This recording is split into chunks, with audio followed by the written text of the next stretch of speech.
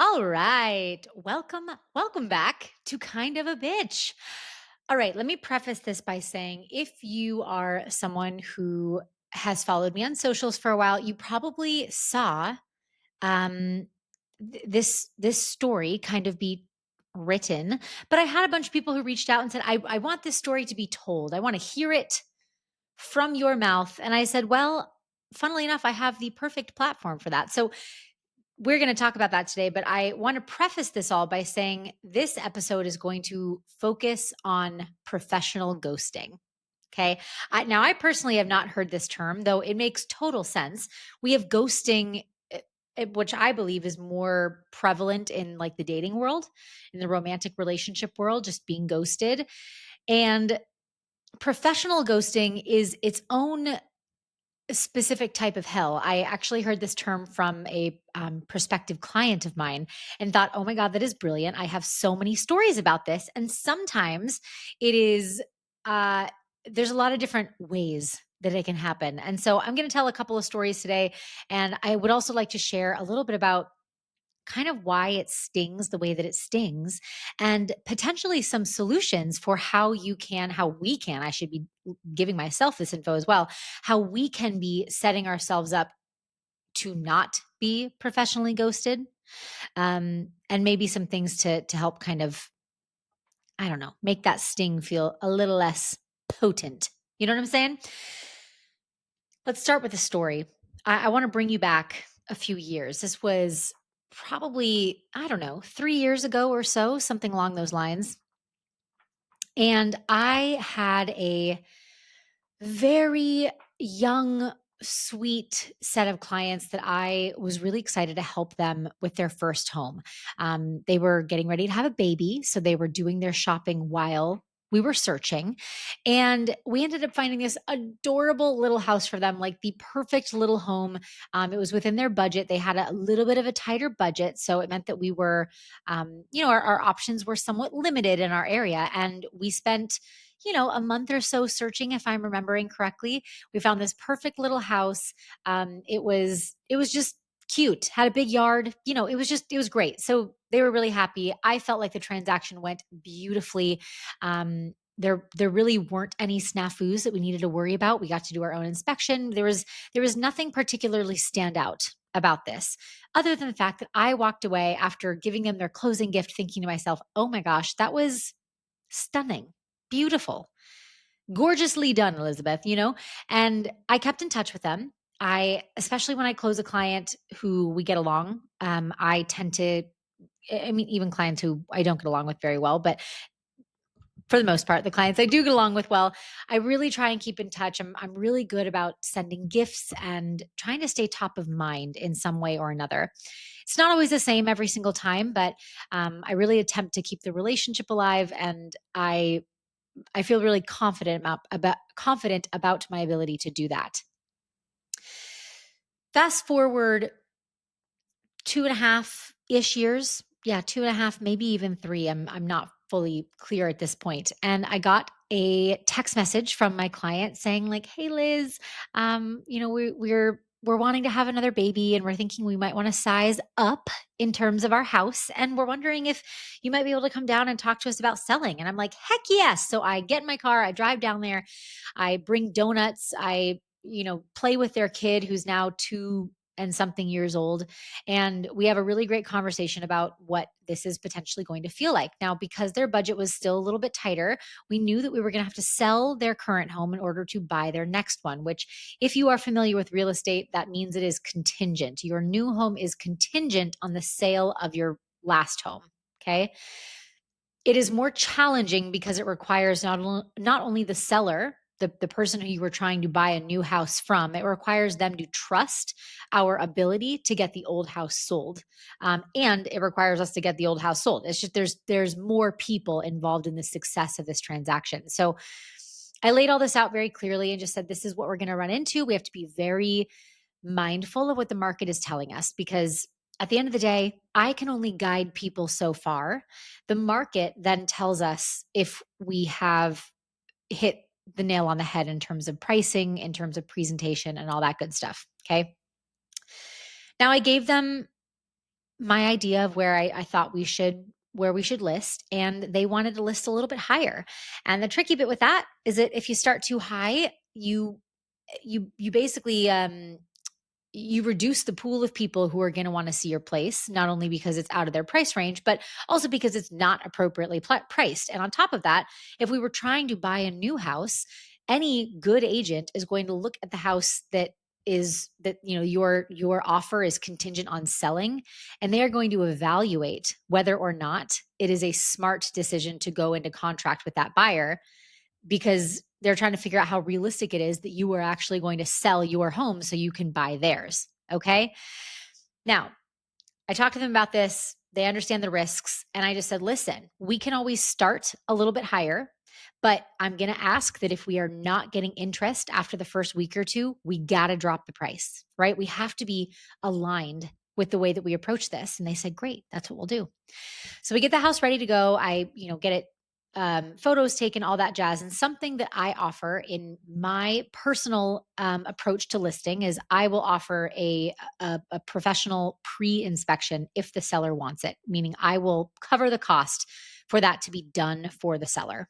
Now, if they want to have work done to the house after that, if they want to see the report in order to have fixes done or whatever, that is totally their prerogative. I do not cover that part, but I do cover the cost of the inspection itself.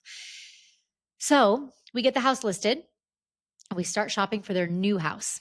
It was about 2 weeks later or so, we find the house that they want to buy. We put in an offer. I prep the seller's agent who is looking at the house that we need to sell. I talk with her about what this is going to look like and just how understanding my clients are about the market, because of course I've prepped them, right? I feel very confident about our relationship at this point.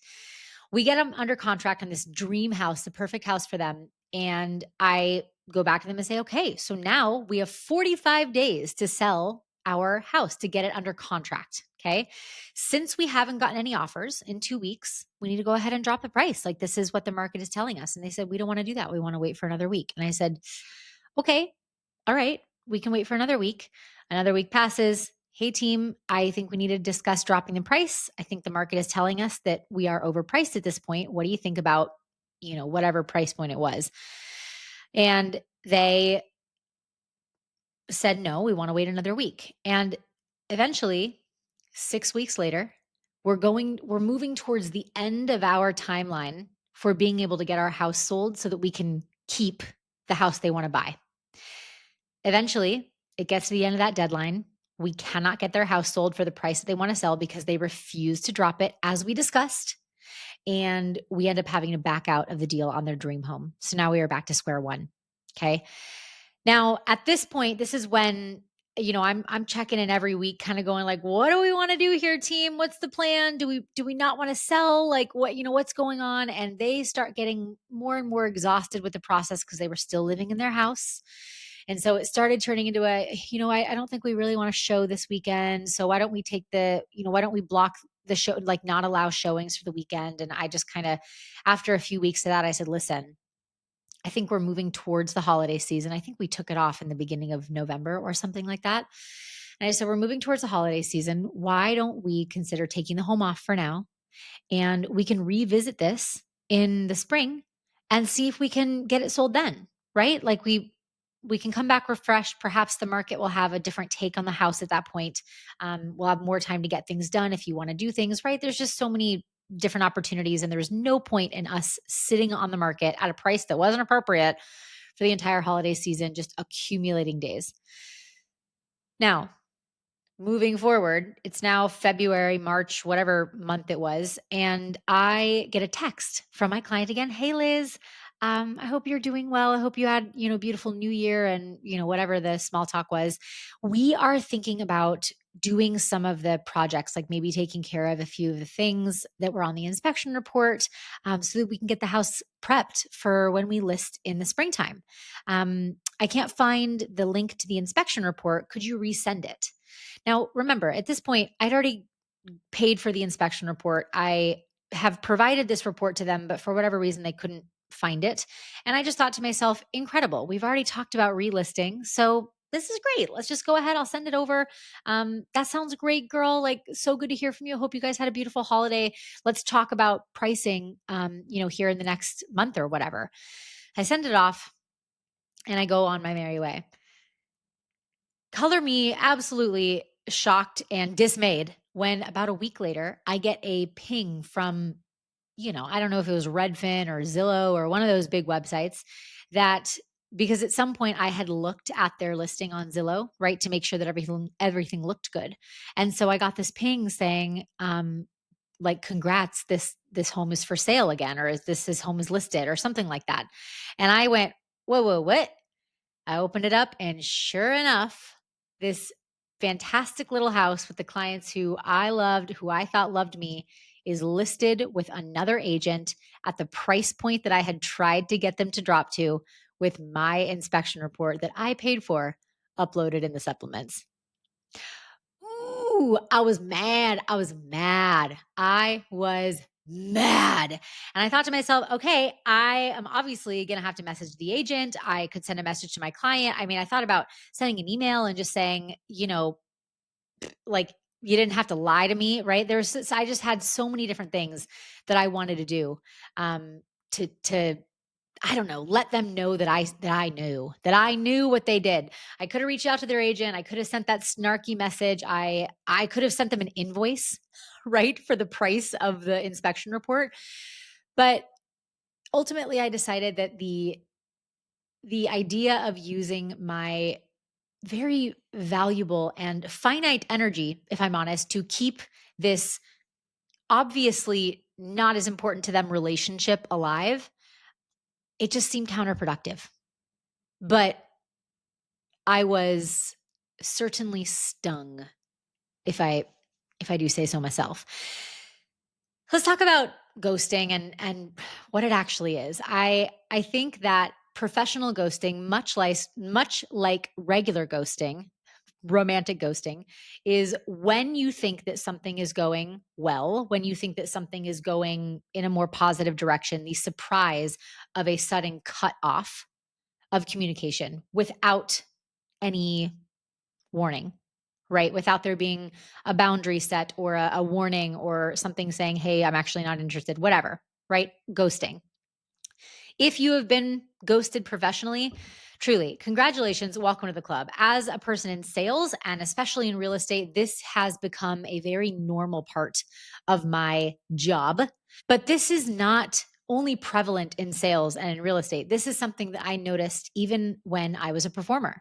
When I was auditioning in New York and waiting to see if I'd gotten a gig or a job, this was something that I experienced even then. And it's something I still hear of for my friends who are artists, for my friends who are currently job hunting or trying to pivot careers, trying to pitch themselves. It is so prevalent in today's society. I don't know where we went wrong thinking that it's better to just leave someone hanging instead of communicating what exactly you liked, didn't like, going to do, whatever, right? Like just closing the loop. I really do think about the number of job interviews that I have been on, or the number of auditions that I've been on, where you don't know that you didn't get the job until the cast list is posted, or until you hear about it from a friend and they're in it, and you're going, "Oh, all right, well, guess that wasn't for me." Or fantastic pitches that I send out that never get a response again. Again, this is not just dating behavior, it is workplace behavior at this point.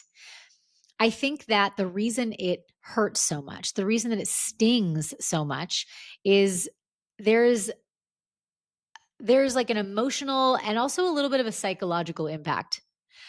It is not just the fact that someone stopped talking to you or that there's silence. It's the uncertainty. It's the lack of clarity that eats away at you from the inside. It's the mind constantly asking itself, did I do something wrong here? Did I mess up? Did I upset them? Did I make them mad?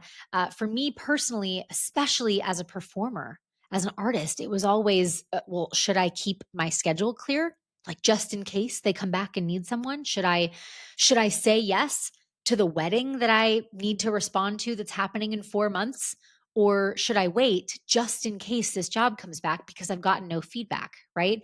The other questions like, what could I have done to change it? Or what should I have done instead? It's just this constant mental energy going towards this thing instead of getting the affirmative yes or no.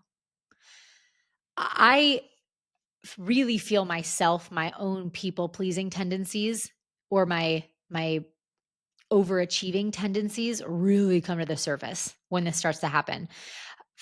What I've learned is that people pleasing, it is and I might butcher this, but it is a form of wanting control, of wanting to try and control the situation, right? Of wanting to be able to do what you need to do to make sure that you can control the other person's feelings about you. And that is, I just feel that bubbling up in me when I notice that ghosting happening. I think about this a lot too, as it relates to the people pleasing. Early in my career, way in the very beginning, I had been, I'd closed some properties, but I hadn't had $1 million buyer yet. And I finally got $1 million lead. It was my first one. And I was so excited. I was so excited to get $1 million lead. I couldn't believe it. And I I started putting a lot of energy into them. A lot. And they took it. They were happy to take it. It was, mom, dad, daughter, and son.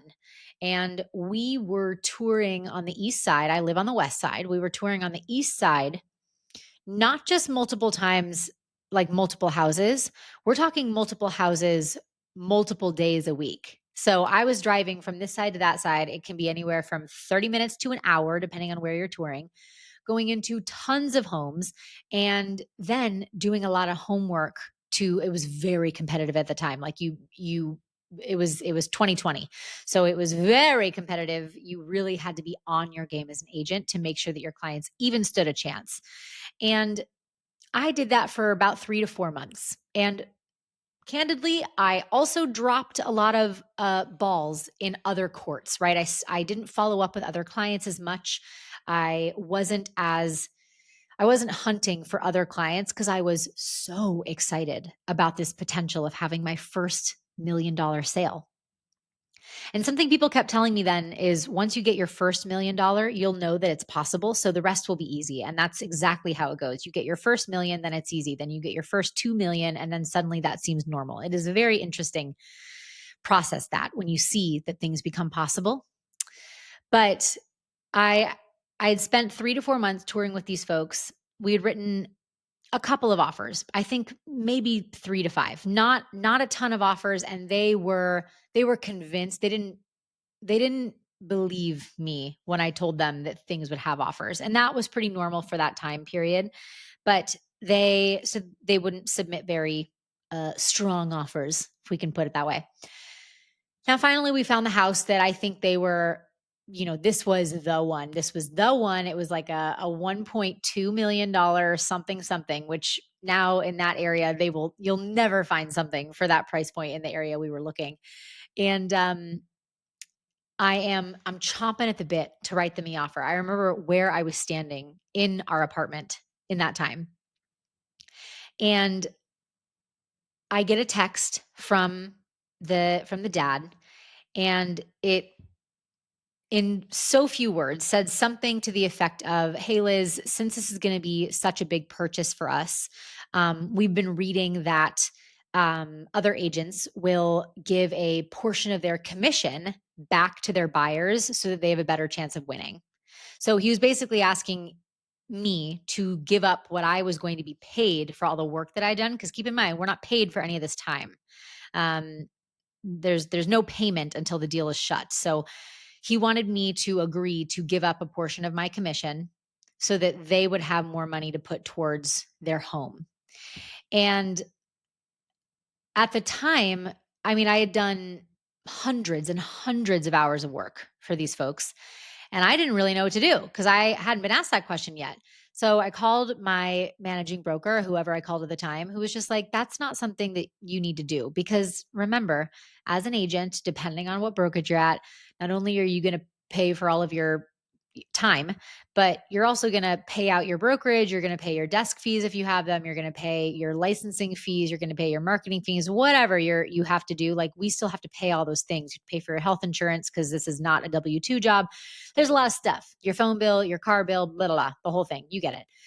And so I responded a very, very nice boundary that just basically said no, but kind of also questioned, like, in some way, did he feel like I wasn't doing my part? Like, is there something that he felt like I could or should be doing better to deserve the entirety of my commission? And I don't exactly remember how it all played out. He did respond and was like, "No, like, you're amazing. You're amazing." Like, and they had told me so much. I knew that I was knocking it out of the park with them. My preparation and communication was top notch, but uh, I, I followed up and just said, "Okay, well, in that case, would you still like to write an offer?" And I never heard from them again. Never heard from them again. People who I had seen 3 to 4 times a week for 3 to 4 months. I mean, I, like, knew about their life. I knew their kids, I had met their dog. Like, it was wild. I set a boundary. I said no, and in my people-pleasing brain, I was then punished for it, and that was very scary. I lost the million-dollar client, the one that I thought I was gonna have. And, yeah, it it really activated this fear of boundary setting, this fear of not achieving as much as I could, this fear of saying no and being punished. And I think that really what it is illuminating for me is that ghosting, this professional ghosting, it really aggravates or scratches at the part of us that desperately wants to be chosen, to be approved or validated, or to be accepted or respected. The clear and honest breakdown of why people ghost. Again, this is my personal opinion, but I think that it really comes down to the avoidance of conflict or of saying no. It's, again, a lack of communication skills or a discomfort with certain communication skills. It is sometimes relating to overwhelm or burnout. Sometimes people just don't want to continue the convo because it feels too overwhelming or scary. Sometimes it's simply a lack of organization. I'm sure we'll give people the benefit of the doubt that way. I really, so with that, I really don't think that people who ghost professionally are bad people, but I do think they are people who are potentially bad at boundaries or at clarity. So, how then do we respond? Like, how do we respond and still keep some of our standards, our integrity, our strength? I don't know. I personally think we have a few options. So, number one, before the ghosting even happens, I believe we need to be setting expectations at the beginning, right? Setting expectations at the beginning of the conversation so that you can mitigate the urge, the likeliness that they will simply stop responding. For me personally, when I am having my very first meeting with people, I will often ask at the end, if I'm not getting a vibe, if there's not an already confirmed yes, I will often say, "When can I expect to hear from you?" And note that I am asking the question directly. Yes, it sounds intense, but you can say it in a nice way, which I usually do, and I think that it gets the best response. "Oh my, it was so nice to chat with you. I do plan to do my follow-ups, but I'm curious, when can I expect to hear from you?" And again, it just tells people, it gives them the opportunity to respond. It encourages them to give you an answer. And if they have given the answer, there's much higher likelihood that they are going to stick to their word. Okay. The next one that I like to say is I give them a time frame. Is Friday a good time for me to touch base? Is Thursday a good time for me to follow up? Again, they will then have to affirm, yes, it's a good time, or no, it's not. This time is better. And then you have an answer. Again, they have given you the answer. So the likelihood that they will follow up or give you that clear yes or no, a lot higher. Another one, I will often say, awesome. If I don't hear back from you by Friday, I'll follow up. Or if I don't hear from you before, the end of the week, I'll touch base with you on Monday. I'll tell them that as well. And then lastly, again, this is my own personal feeling about it. I know a lot of folks in the world say, assume that you got the job, assume they'll, say that I'm looking forward to hearing from you, or whatever that sounds like, assume. And I agree with that to an extent, but I also like to give them the freedom to say no to me. And a lot of times that will sound something like, ultimately, I want you to feel empowered to make the best decision for you, right? Or something that just gives them the freedom to say no if they want to. Now, what about if you haven't gotten an answer? Or if you're kind of doing that final roundup? I will usually send that last clean, confident follow-up. And that will usually sound like, hey, so and so, I'm circling back a final time. I'm hoping to get an answer from you before X, Y, and Z date.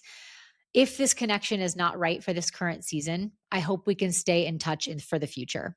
I appreciate the convo and I'm wishing you the best. Doors always open if things shift, right? Like there's still kind of this like wrap up for me where I'm hoping that I get a response from them, but if not, I'm closing the door. And there is something for me about that just gives me a little bit of closure. And that is kind of the I don't know, thing that allows me to cut that cord, to release it back into the world if it's not going to be the right one.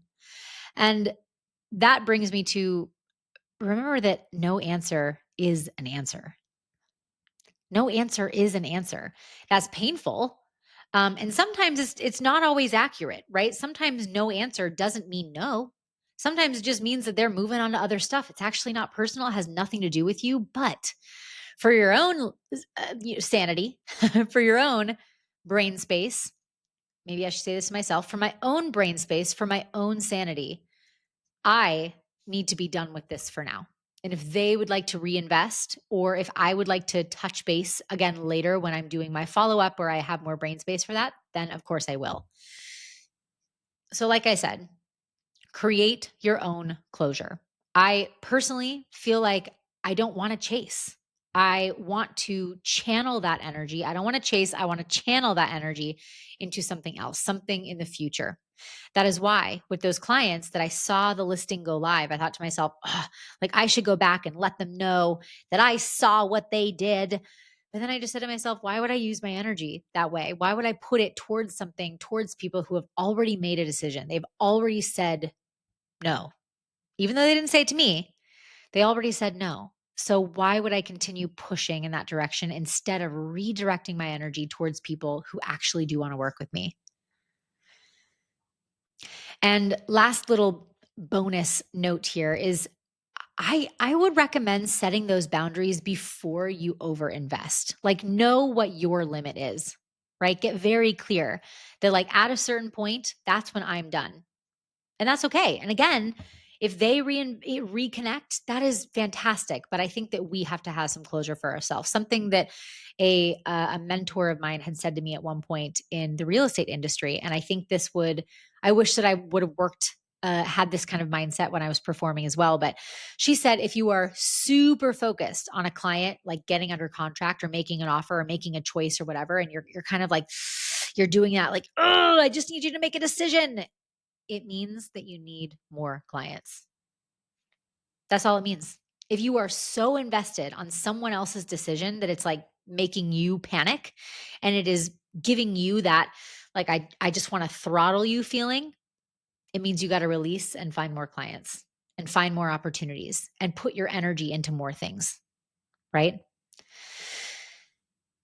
So if I was looking at this with a I don't know, non-emotional lens, I would say that ghosting is a redirection. This is the reframe. Ghosting is a redirection. I like to ask myself when that kind of stuff happens. Of course, yes, let's not get it twisted. Of course, I'm asking myself, what did I do wrong? What could I have done better? Blah, blah, blah. I am going to spin. That's just who I am. That's part of the natural life cycle for me. But highest and best, I'm going to ask myself questions like this. I'll ask, what did I learn? Right? Like, what's the lesson? What would I do differently in how I pitch or protect my time? And that is something for me that has changed a lot in the way that I pitch myself so that people know up front, this is what I'm willing to give. Make it very clear from the top. I'd also ask myself, what better opportunity came because I didn't waste energy chasing that last one?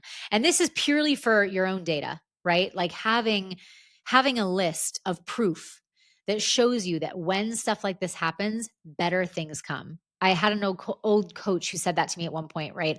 I was panicking about, all of my clients hate me and they think I don't know how to be an agent. And she was like, let's write a list of all the clients and tell me about the transactions and what they felt like. And it was like, 25 transactions and all but two were amazing. And so I kind of had to be like, ooh, oopsie. So you want to have that data that you can look back on for when your brain is doing the negative spiral so that you can remind yourself that you're just looking for little pieces, that confirmation bias. You're looking for little pieces that confirm that fake story that you're telling yourself.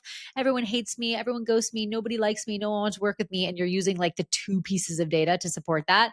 So you got to counteract that by having that proof, by having those data points that show, no, brain. We are not going to invest more time into that story. That's not what we're doing. Sometimes I hear myself talk to this podcast and I go, I'm making like eyeball face emojis at myself where it's like, girl, take your own advice sometimes. Yes. Okay. I hear it. I get it. All right. This said, team, coming all the way full circle here.